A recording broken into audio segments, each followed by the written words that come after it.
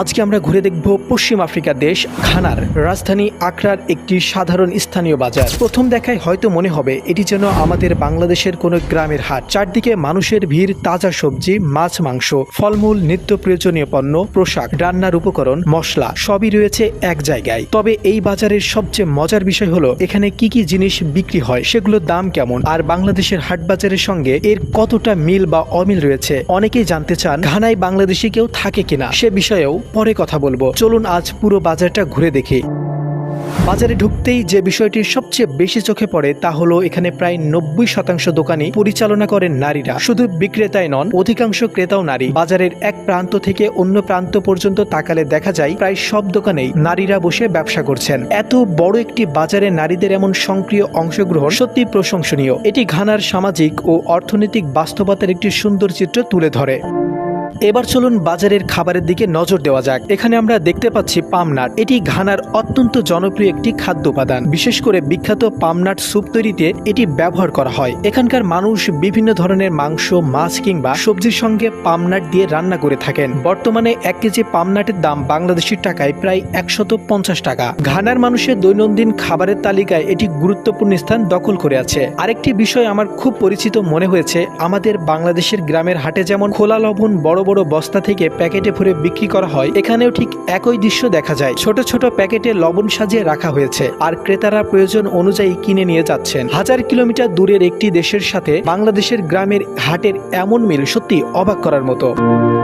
আপনারা এখন যেটা দেখতে পাচ্ছেন এটা কোকো নামে একটি খাবার। এটি মূলত ঘানার ঐতিহ্যবাহী লবণাক্ত শুটকি মাছ। তাজা মাছের গায়ে প্রচুর লবণ মাখিয়ে কয়েকদিন কড়া রোদে শুকিয়ে এটি তৈরি করা হয়। এরপর দীর্ঘদিন সংরক্ষণ করা হয়। বিভিন্ন ঝোল, স্যুপ এবং ঐতিহ্যবাহী রান্নায় এই শুটকি ব্যবহার করা হয়। বর্তমানে 1 কেজি কোকো এর দাম বাংলাদেশি টাকায় প্রায় 500 টাকা।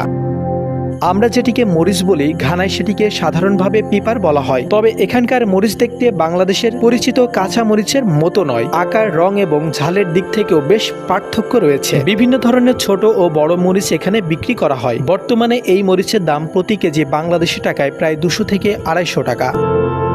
এবার আমরা দেখতে পাচ্ছি কোকো ইয়াম। এটি একটি অত্যন্ত পুষ্টিকর মূলা জাতীয় সবজি যা আফ্রিকা, এশিয়া এবং ক্যারিবীয় অঞ্চলে ব্যাপকভাবে উৎপাদিত হয়। বাংলাদেশে আমরা যেটিকে কচু বলে চিনি, এটি অনেকটাই তার কাছাকাছি। কন্দ জাতীয় এই ফসলটি কার্বোহাইড্রেটের ভালো উৎস এবং শরীরকে শক্তি যোগাতে গুরুত্বপূর্ণ ভূমিকা রাখে। আমাদের দেশে যেমন আলু প্রায় প্রতিটি তরকারিতে ব্যবহার করা হয়, ঠিক তেমনি ঘানার মানুষও বিভিন্ন রান্নায় নিয়মিত কোকো ইয়াম ব্যবহার করেন। বর্তমানে এর দাম বাংলাদেশি টাকায় প্রতি কেজি প্রায় 80 টাকা।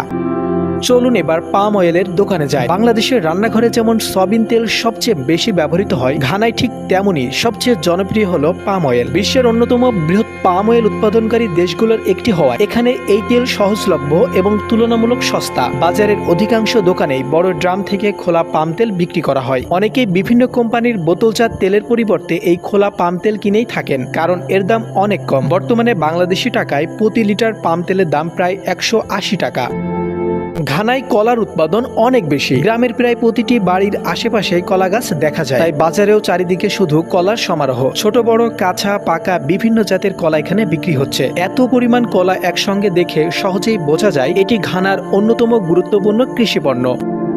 বাজার ঘুরতে ঘুরতে একটি সুন্দর দৃশ্য চোখে পড়ল। দুইটি ছোট ছোট শিশু স্কুলে যাওয়ার পথে তাদের মায়ের সঙ্গে দেখা করতে বাজারে এসেছেন। দৃশ্যটি দেখে নিজের ছোটবেলার কথা মনে পড়ে গেল। আমাদের দেশেও ছোটবেলায় স্কুল থেকে ফেরার পথে কিংবা হাটে গেলে বাবা মায়ের সঙ্গে কিছু খাওয়ার আবদার করতাম। সেই শৈশবের স্মৃতিগুলো যেন হঠাৎই মনে পড়ে গেল।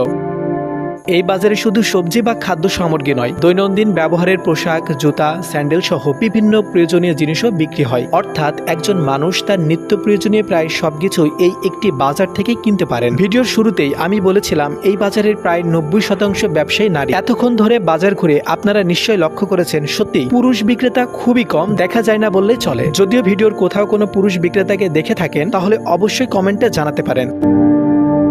আরেকটি বিষয় খুবই ভালো লেগেছে, সেটি হলো বাজারের পরিচ্ছন্নতা। এখানে মাছ, মাংস, সবজি, ফলমূল, মশলা, পোশাক সহ অসংখ্য জিনিস বিক্রি হলেও বাজারটি তুলনামূলক অনেক পরিষ্কার এবং পরিচ্ছন্ন। সাধারণত এত বড় একটি কাঁচা বাজারে নোংরা পরিবেশ থাকার কথা, কিন্তু এখানে যতটুকু দেখলাম অধিকাংশ জায়গায় যথেষ্ট পরিষ্কার পরিচ্ছন্ন এবং গোছানো।